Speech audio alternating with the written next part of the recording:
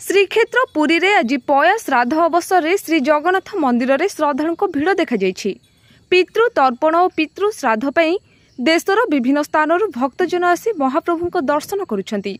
पया श्राद्ध सहित बड़ बड़ुआ डाकुछंती श्रद्धालु। आज सिंहद्वार निकट में भक्त मानक बड़ बड़ुआ डाकिबा निमंते प्रशासन पक्षरु स्वतंत्र व्यवस्था करा सहित दमकल बाहिनी को नियोजित करा जायतिला। एही अवसर में मंदिर परिसर और समुद्र तट अंचल धार्मिक माहौल देखा पौराणिक आस्था अनुसार देवता शांति और श्राद्ध तर्पण और दान करने शुभ मना जाए।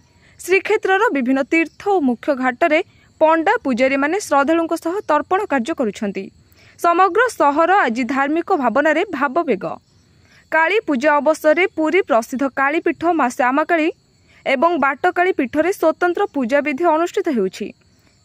चंडी पाठ सहित महाश्यामकाली बेश भक्त मानक दर्शन देउछंती।